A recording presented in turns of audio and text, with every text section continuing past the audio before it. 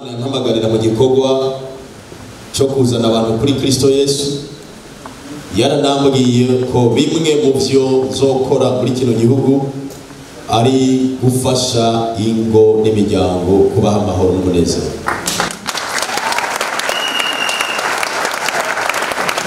Rero kuba ndiko ndakora bino ndi mu muhamagaro wanje. Ica kabiri, mu Burundi hariko haraba ikanguro aba bavyeyi basengeye, aba bakozi b'Imana mwabonye bicaye hano batwitangiye imbere n'abandi batwitangiye imbere batagihari, barasengeye ikanguro. Mugabo Imana yaranyibiye ibanga ko kimwe mu bigwanisho Satani azokoresha cyangwa ariko arakoresha mu kuzimya ikanguro ni ingo, ni ingorane mu ngo, hakaba aba divorce. Kuko biragoye ko abantu babandanye basenga iyo mu ngo hari ibibazo. Rero bisaba ko duhaguruka kugira ngo tuzimye iyo myambi Satani ariko ararungika izimya ikanguro. Ikindi ni ibijanye n'ubutunzi. Kino gihugu dufise indoto tukagira iyerekwa twahoye ya vision 2040 2060, ariko bidashoboka ko dushika ko iyo ingo ziriko zirasanguka, kuko bigoye cyane ko ibiribwa ngo babiri ntibashobora kujana iyo bataraganye. Iyo rero abantu badashize hamwe ntibishoboka ko bashika kuri rya yereko. Mugabo ikiruta vyose nk'umukozi w'Imana ni ikijanye n'urugendo abantu bose bizera Kristo mu Burundi bazi yuko amaherezo yabo ari kuzoja mu ijuru.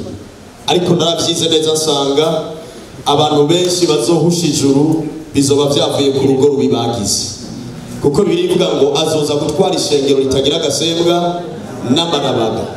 Waraye ushwanye, waraye urabesha, waraye mu bintu bitameze neza kubera urugo rumeze nabi, inzambi ikavuga ikagusanga muri ivyo, biragoye cyane ko Kristo azogutwara. Ninaco gituma mbere arico kintu tugoye guhagurukira cyane, kuko benshi bashobora guhusha ijuru kubera ingombi. Ni ivyo bintu nyamukuru vyansunitse kwandika kino gitabo. Ariko icanyuma ni ku gihugu, ndagitumbereza ku gihugu. Imana ishimwe ko bajeje intwaro bari ngaha, boba abariko baratwara kino gihe, boba abazotwara ikindi gihe tutazi. Ikintu c'urugo kitagurukiwe bizogora cyane ko igihugu gitsimbataza amahoro n'umutekano. Kubera iki? Iyo mu ngo habaye kwahukana, abana baja mibarabara, nibo bacika ibisuma, ejo nibo bahabwa amagerenade, umuhaye amahera makeya aja kuyatera mibarabara amagerenade. Kubera iki? Yaraye ubusa, kubera yuko mu rugo atamahoro ahari. Kugira ngo rero mu gihugu hatsimbatara iterambere, amahoro n'umutekano, birasaba kwingo z'abarundi, abarundikazi, abakijijwe, abadakijijwe, abatemwe de Jehova, abayisilamu, ingo zose zigaragaramwo amahoro. Niyo mpamvu yatumye nandika kino gitabo.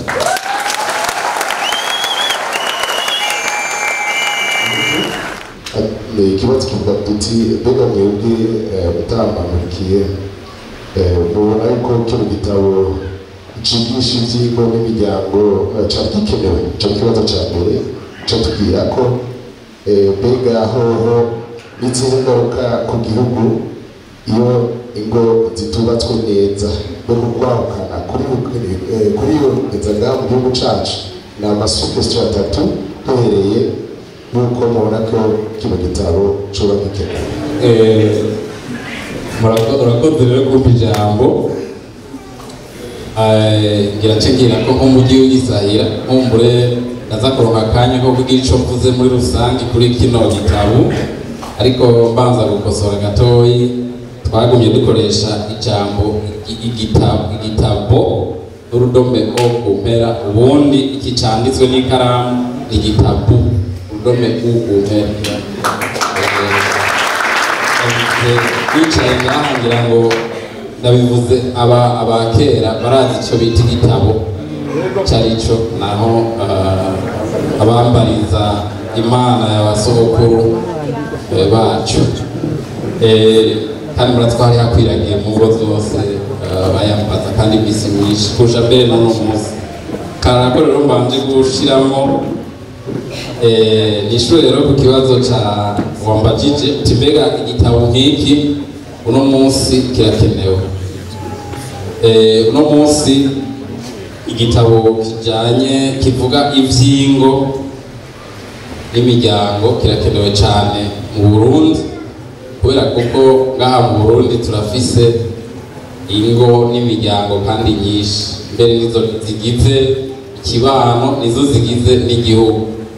Rero igitabo cyose kiza candikwa kivuga giterera ingene izo ngo n'imiryango zikwiye gutunganywa, ni igitabo cama gikenewe kandi kije sinoyica umurya kuko abakozi b'Imana bavuze ko ibara ryaguye ngo nyinshi ziri muri reanimation. Jesi ko ndabibona mfatiye ku biharuro by'ibyo ushobora kubona kuko byinshi ntibiboneka nk'uko Pasiteri Mbayahaga yabivuze muri ibi byo kubana byo mu rugo. Nibaza yuko igice gitoya aribyo bimenyekana bikaja habona, byinshi ntibiboneka. Rero novuga yuko igitabo nk'iki kiza cunganira ubundi buryo abitegurira kuzokubaka ingo zabo canke n'abazirimo basanzwe baronkeramo amakuru ajanye n'ingo.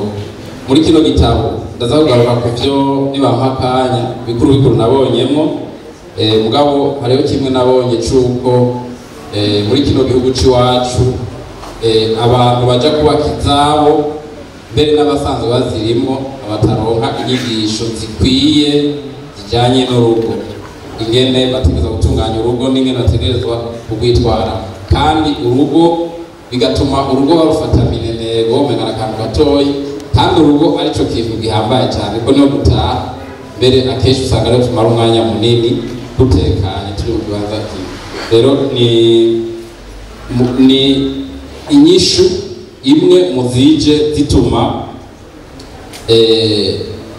ababikeneye abavyifuza jene baza ko ahubwo bari bakwiye kuba bose ko bose bataha mu rugo n'abatubazi, ashobora kuba tubazi n'umunsi akazokubaka ejo cyangwa hirya y'ejo.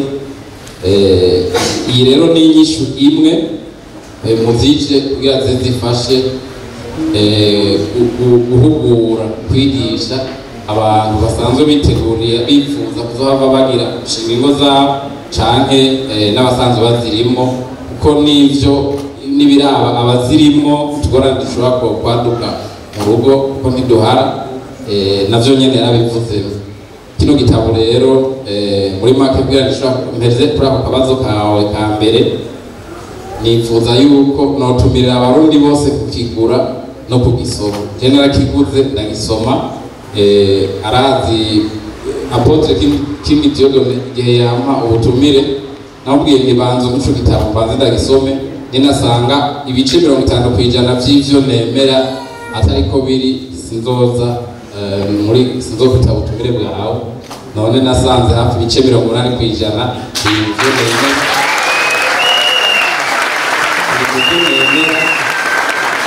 ibyo nemera kandi bihuye n'amategeko y'u Burundi.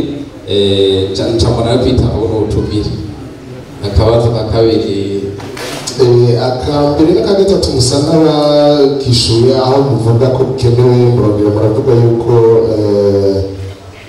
mwatanze inyishu ko bitibonekeza cyane kandi n'inzu kanatsinda na Mbayahaga yavuze za ngingo zitandatu yashizemo ko ivyo tubonesha amaso haragenda kwahukana muri seminari, mugabo kwahukana kuri kwinshi bita emotionnel bita economique byose bijya n'ivyigegeje n'abagira amakonvensi nyine babana.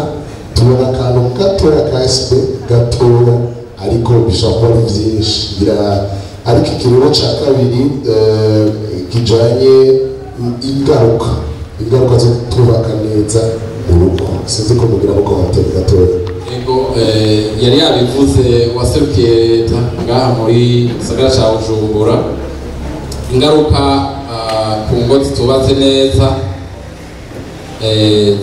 zibonekeza ubwa mbere kuri urugo nyene, uwo mugabo n'umugore babanye batubatse neza. Ubwa kabiri zikibonekeza ku bari muri urwo rugo rwabo ushobora kuba ari abana babyaye cyangwa abandi batunze kandi Bujumbura turakunda kwakira abandi baba abavyeyi bacu canke umuryango tukabatunga abo nibo bambere ingaruka zitangura kwibonekeza ko mbi ariko ingo zitameze neza ingaruka zivuye ngaho aho bibera zica mu gihugu cose ibyo bijya yavuze wasurukiye leta uvuga yuko urugo ni kibanza abantu bategerezwa iyo batashe bashitseyo bagira bati ni kibanza cyo kuruhukiramo no kuvuga ni urugo rwategerezwa kuba ihema y'abahemagirika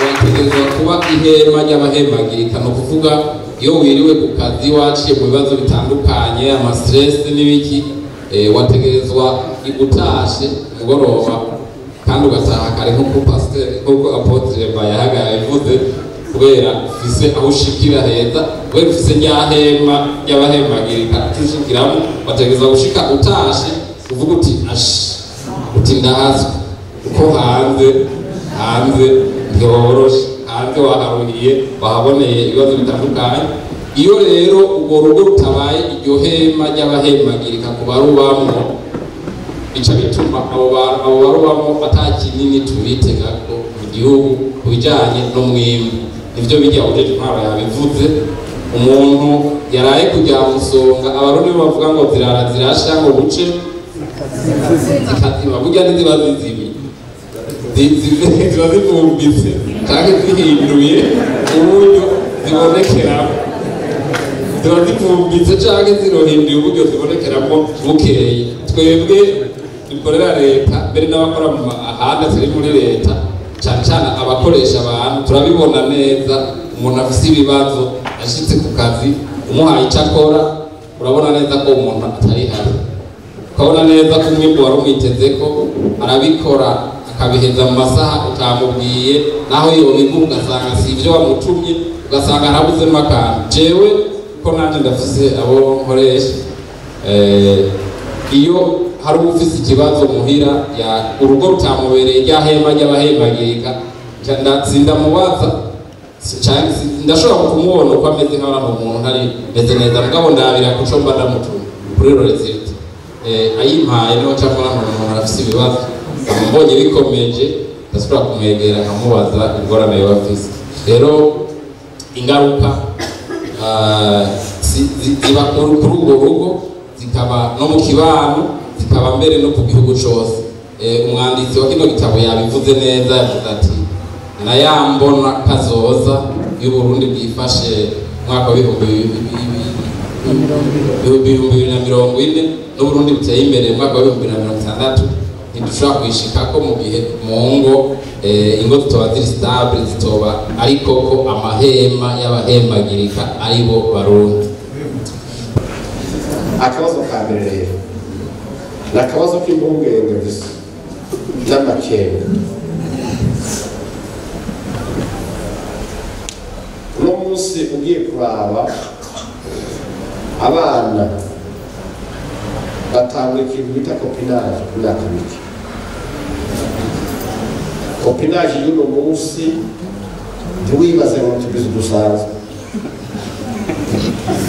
ubusambanyi bweruye ugasanga ku myaka mike yatangiye kumenya amabanga y'abubatsi akiri umwana mutoya w'imyaka 16 imyaka 17 kandi azongera kubaka ku myaka 20-30 ugasanga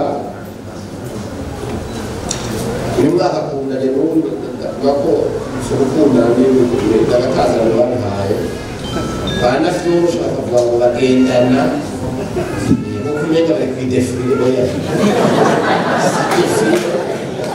bita kugendana no kureba ni ikibazo gikomeye aho umwana w'umukobwa ushobora gusanga mu myaka 3-6 cyane ya kopinage yiwe aryamanye n'abagabo cyangwa asanganye inshuro zirenga izabubakanye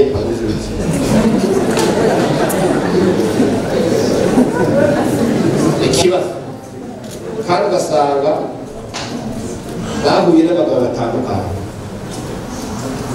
nabo bakuze twompaje bafite kandi bituza bati bamwe ugasanga abanyamuhanza nta mugasiranye abandi ugasanga ibinka nyarya urumva ugasanga umwana azongera kuja gushinga urugo ni ukuvuga bigoye kuko ibi niko ndavuga ngo bifate ruseni kuko ugiye kuraba amastatisitiki udatanga n'ugatanga yaruvuze hafi bakwereka yuko ubuhinga cyangwa uburyo bwo guhagarika imbyaro cyangwa gutandukanya ibyaha by'imbyaro barimo bikoreshwa cyane n'abatubatsi nibo bari ku mapirire yo guhagarika imbyaro nibo bari ku rushinge nibo bafite utugegede mu maboko nibo bafite uburyo buryo bwose bakabukoresha bakiri abana bato batarubaka izabo akabazo kaje rero nk'umwanditsi wanditse igitabo kugira ngo kimurikire ingo zibe nziza ndetse kimurikire n'itegurwa ry'ingo nziza ku bari bagomba kuzubaka ingaruka z'izi kopinari ubusambanyi tubona mu bana uno munsi murabona bizogira ingaruka zingana zifise ingaruka zingana gute kugira ngo urugo rw'umuntu ushobore kuba rwiza mbega ivyo bari bimwe mu bituma baba bazishikamwo zikabananira kubaka kubera experience nyinshi bafise mu bitanda bitandukanye baje gushika iyo bari basanga zihashobora kubabumba ntashobora kubakwira bonyene bafise ibindi bintu bazanye baje mu rugo biteye ubwoba bidakuye n'ivyo basanze ko mu rugo cyangwa bidahuye n'amategeko n'imico n'imigenzo by'urugo rwiza ako karakabazo ka mbere niba muhundi yasinze ko mundishura cyane azana ka kabiri mundishurire rimwe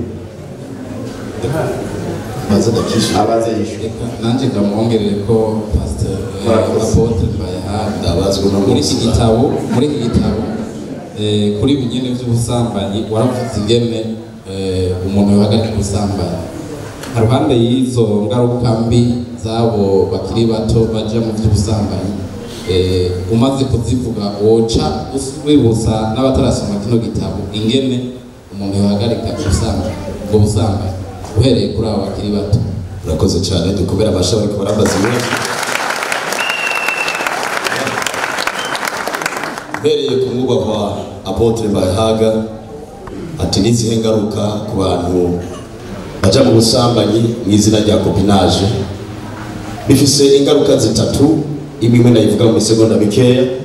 Ingaruka ya mbere ni ku basanzwe bizera Yesu umwami n'umukiza niyo guhusha ijuru uko inzamba ivuze ikagusanga muri ivyo ijuru muranyuranye.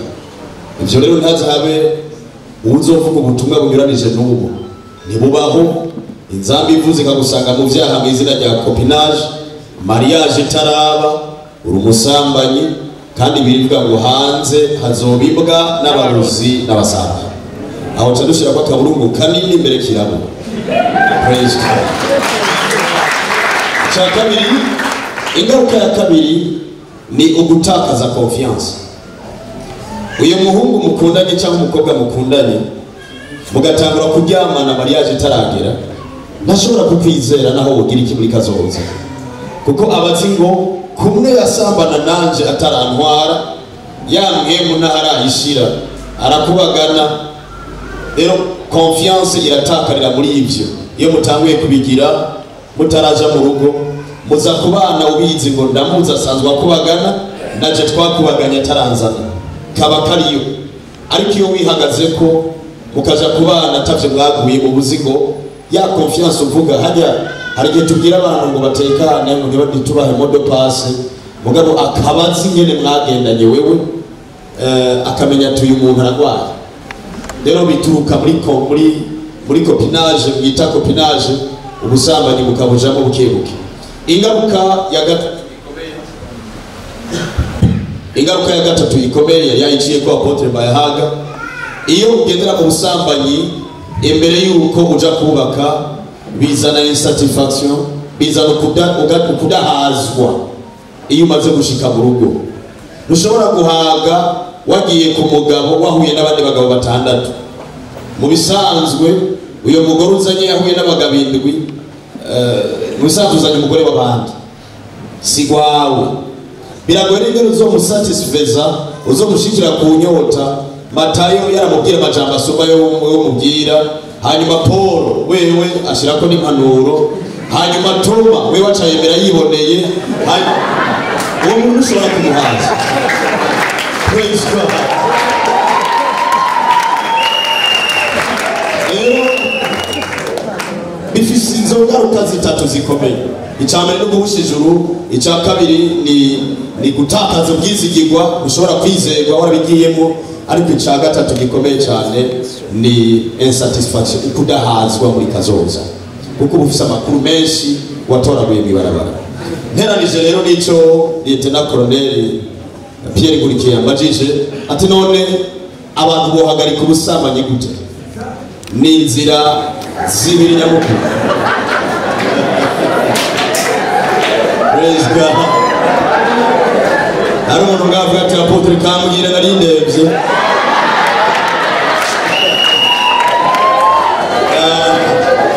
Hari inzira zibiri. Cyane cyane ya mbere abakizwa Apotre muze mumfashe, Imana ishimwe ko ari telebiri ngaha n'ibindi bimenyesha makuru. Abakizwa arakantu bibeshe ko bazi ko kubusambanyi hari ibintu byo kuba mu mwemu. No senga nzoja kumuraba nasenze. Kubusambanyi nibasenga. Yo kubusambanyi ugiye wasenze urashikayo ukabikora uri kurasenga, ugaheza uri kurasenga, mbere ukacuvuga amen uhejeje. Ubusambanyi burakomeye cyane gusumba Satani. Paulo yavuze ngo hageze kuri Satani, yavuze ngo resiste au diable, mugwanye wa mubi nawe azobahunga. Mugabo ageze ku busambanyi acavuga ati muhunge ubusambanyi. Ubonye Satani hagarara mu canyi ngumu ushire ko mu izina rya Yesu. Mugabo kabona ubusambanyi kuri birato vyambare mu maboko.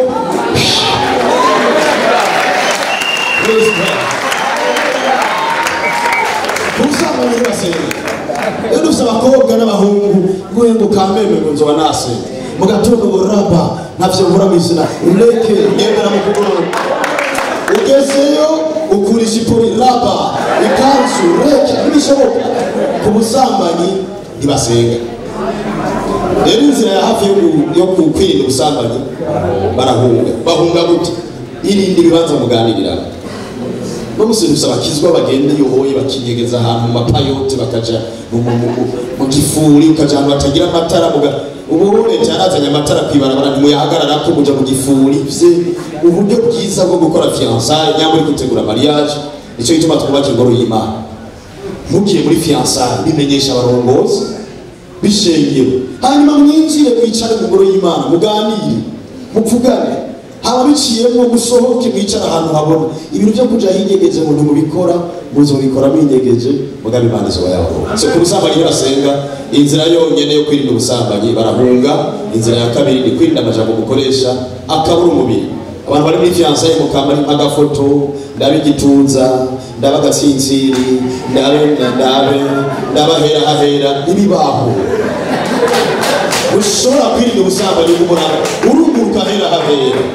Ikibabaje mukwiye kutirengagiza, iyo honjeje ubuki rimwe uzosonzera igikopo cyose ugifyese no kukimena ukimene.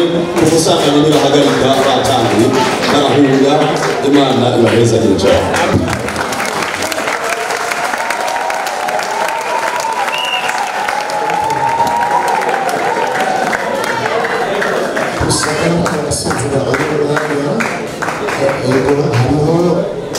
umwanya wo kubaza ikibazo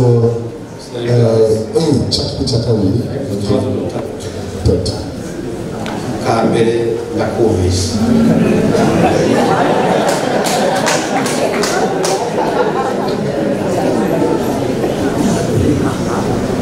Umuntu umwe yari yabwiye fiyanse yuko igipfundikizo kiriko neza atangoroshe hanyuma rero ashitseyo ndabihereramo hanyuma ishuka igumisa kwa kuri nta rindi bara ryongera amubajije ati none gute byagenze gute ko mbona atabimenyetso ati wisangu nagize hemorrhagie interne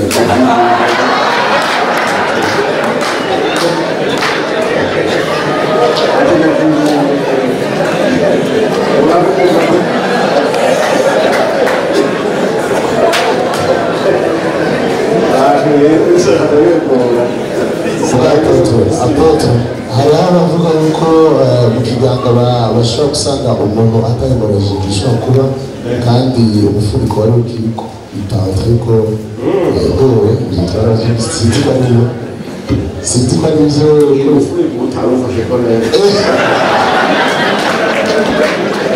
reka mbaza akabazo ka kabiri burya Christian ugiye mu kabare bakagupfundurira ifani ntipfura oya ntacyo ngo hari izimeze umupfa kuri basaga n'imisazi rero urumva ko yagowe akabazo ka kabiri byarashitse biramubwiriza ngo byarashitse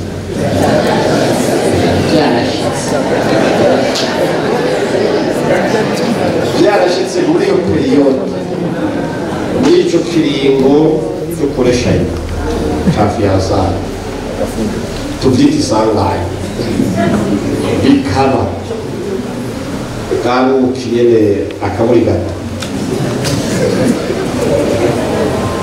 bagasambara tubyita ibintu mu izina ryabyo hanyuma wanashaka bigashika agatwara inda bidateganijwe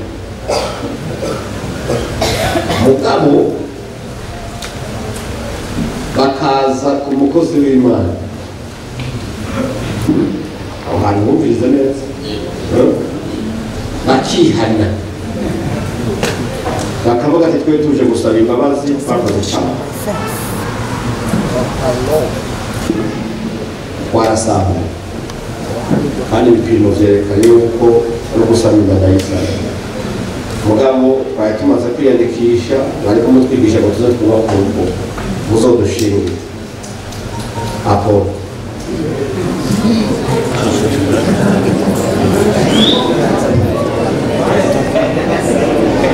banza murindi akabazo kanje abo bantu baguye mu cyaha bagasaba imbabazi bagasaba no gushingirwa nk'umukozi w'Imana kandi uri gufasha benshi no muri ibi bitabo ugiye kuzurandika inyishu yawe yobiye umukuru yanjye ndashimye cyane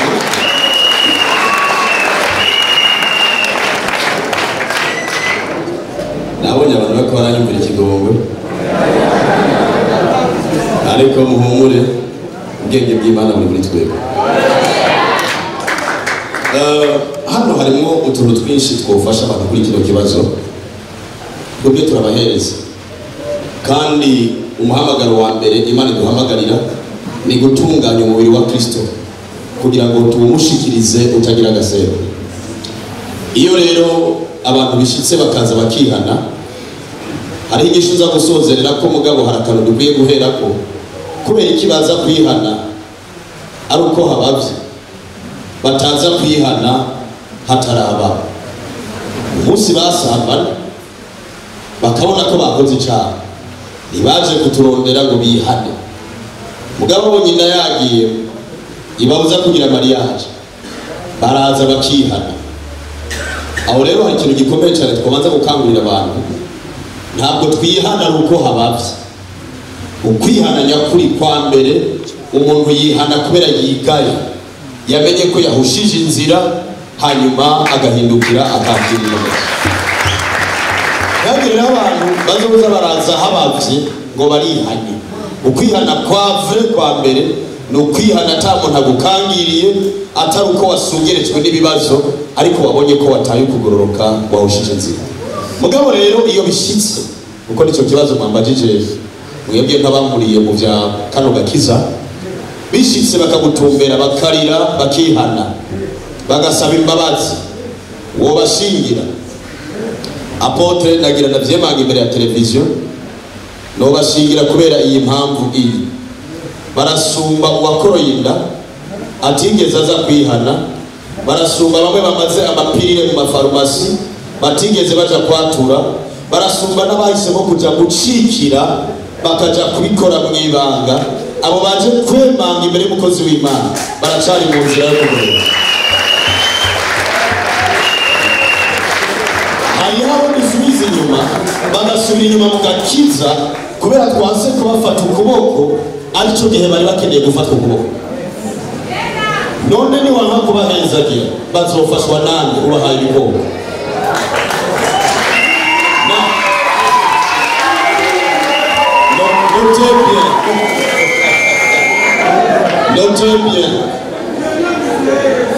Notez bien. Praise God. Impamvu imwe tutabigira umugenzo nuko twoba duhaye akajya abantu bose kubikora ngo nzorondera Apotre ampezagira.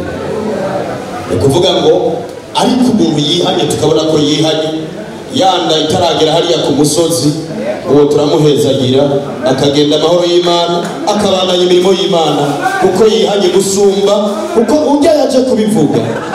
Yashobora kuba yatwaye inda yabikoze rimwe, hari undi abikoze inshuro 200 zose yazikoroye, n'inda harugwa kw'ivyaha bikomeye kurusha uwundi. Vyiza rero nari ntanze igishivuga ngo turabahezagira, mugabo itugira itangazo ko tubahezagira kuko twoba duhimirije icaha kubandanya ku mugaragaro mwakoze. Mbere ko namubaza nanje akabazo kanje umwanditsi mugenzanje Apotre Theodone King Theodone, nagiye bwa mbere ho mbanze ndamukeze kubona yarashoboye kwandika igitabo nk'iki. Nagira ngo ndabasabe mufashe kukomera amashyi.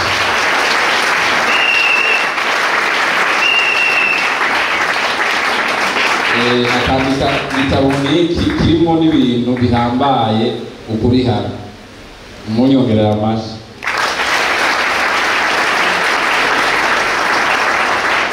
Burya kwandika igitabo ntibyoroshe, biratwara umwanya munini wo kwiyumvira, kwandika, gutondeka neza ibintu no kubikurikiranya no gukosora inshuro 1, 2, 3, 4 bigatwara n'umwanya wo kurondera ibyo wandikamo. Muri kino gitabo ari ibintu byinshi. Ni igitabo nibutse abashobora kuba badakijijwe nkanje, kuko je ndasoma agacupa cyo tubona ngaha kano gafanta ntavunduwe kubera gatangiye. Nagira nibutse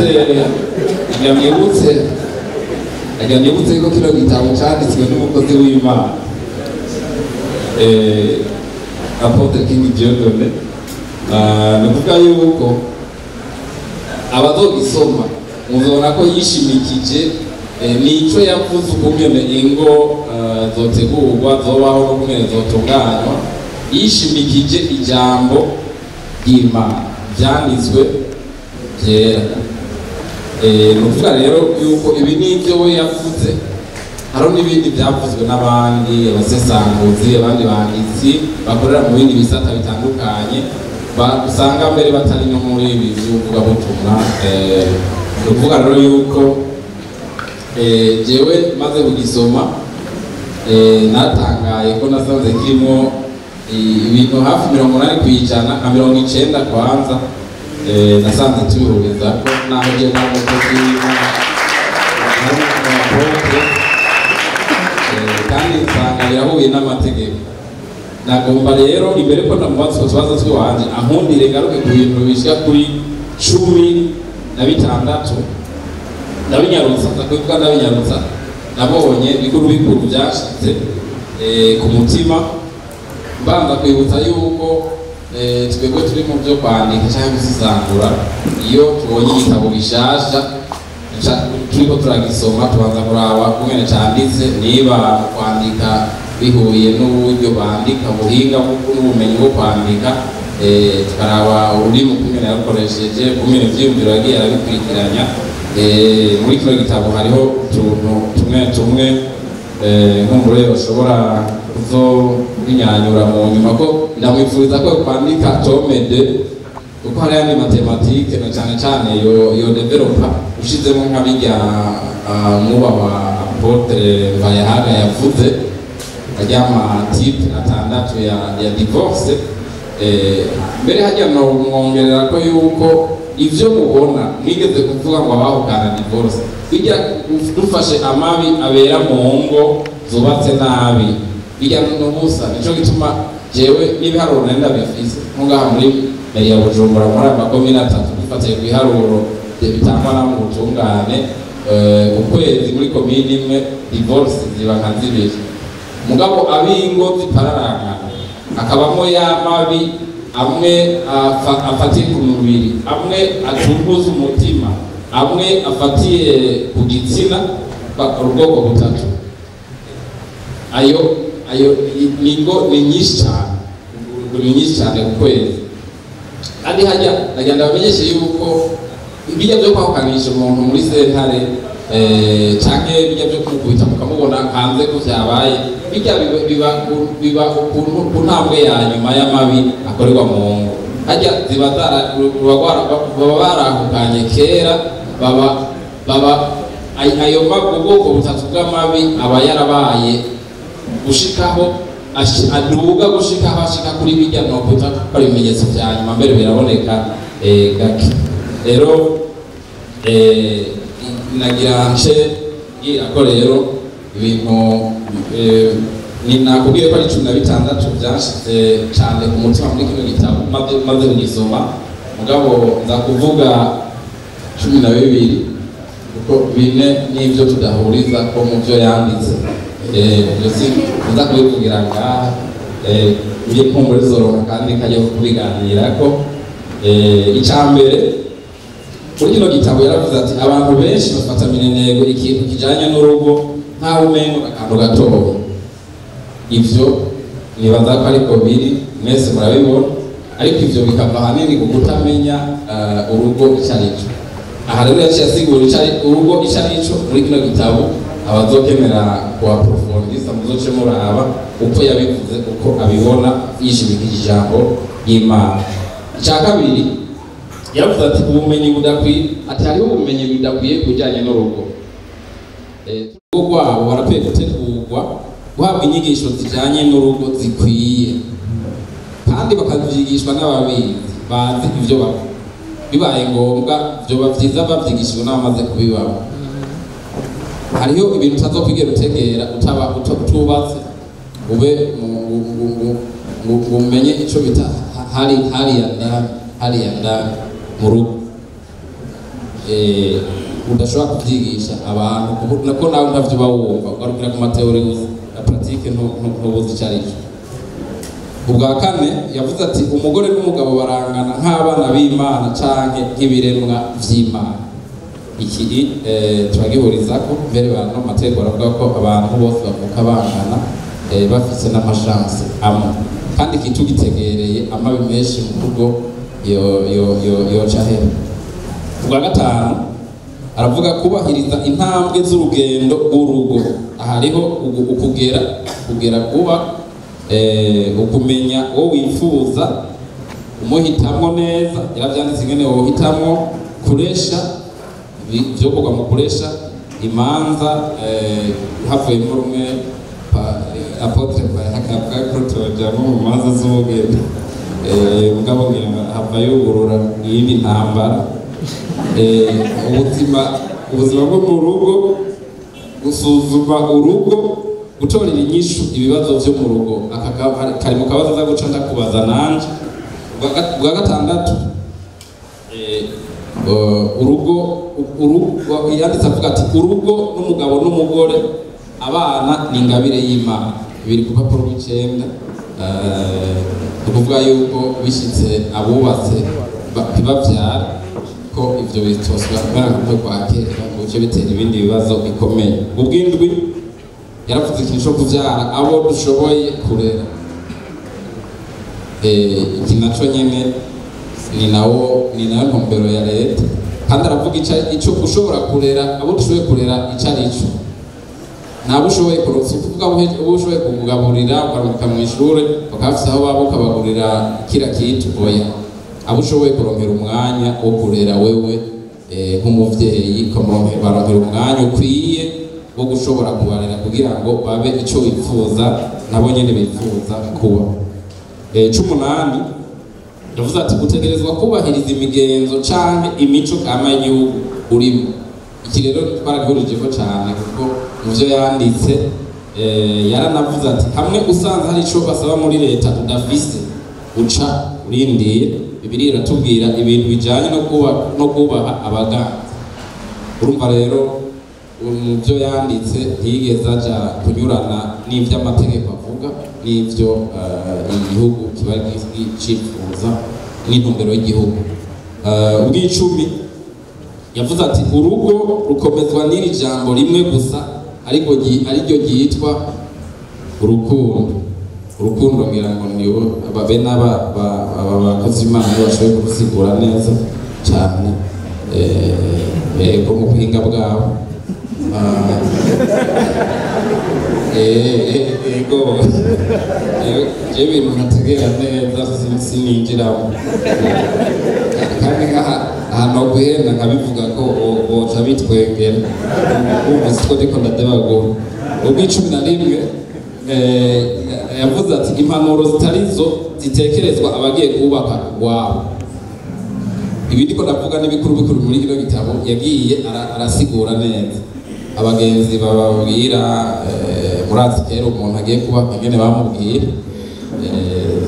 Sinoja muri ntuze muri byinshi. Ubw'icumi niho ngarukiriza ko nababwiye yuko bine vya nyuma tavyo mvuga nivyo tutahurije ko muri kino gitabo cyo kandi bisanzwe kuko uyu n'umukozi w'Imana Jessica umukozi w'Imana turashaka kutumva kumwe ibintu kandi iyo tutumvise ibintu kumwe niho tuba turiko turateza imbere ubusesanguzi.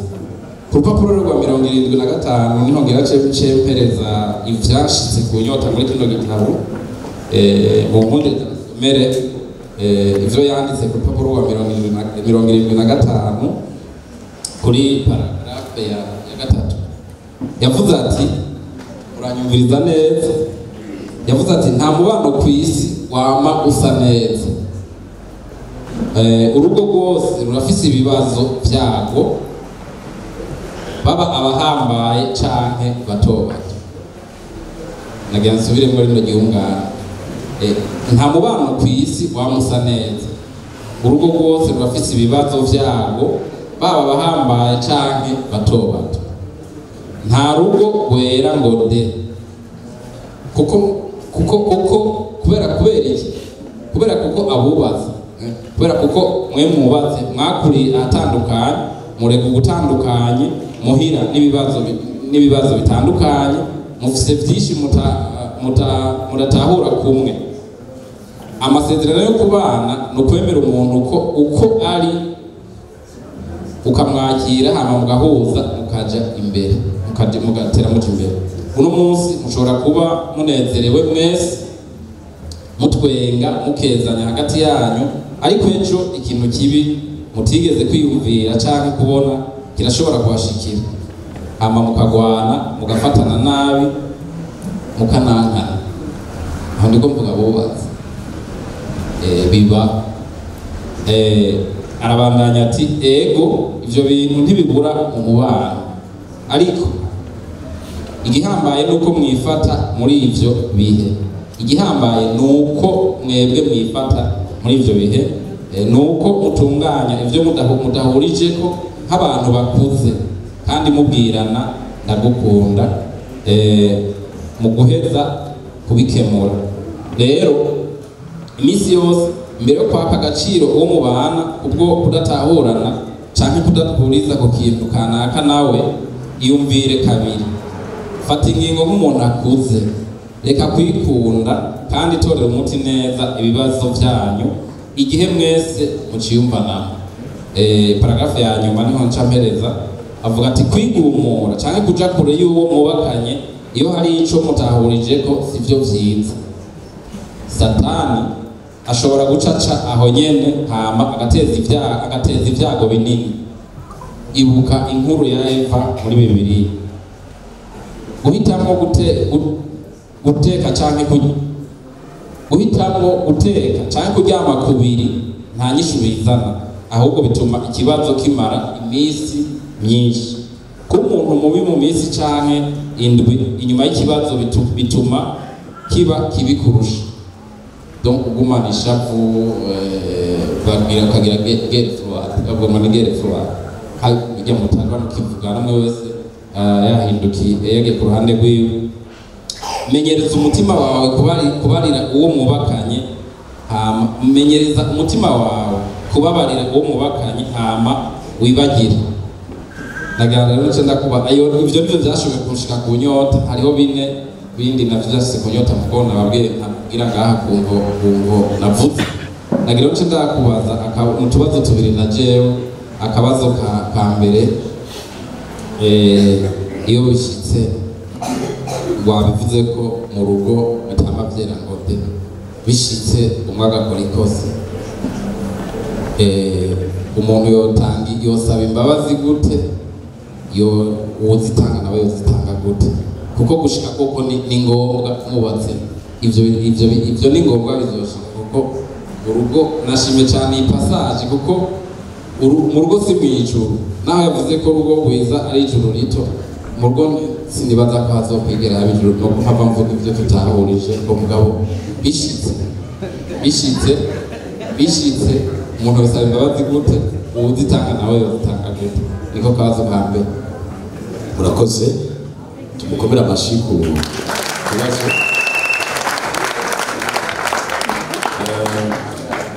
Mpera ko ahereje ko yaravuze ati urugo ntihazohaba haba ijuru.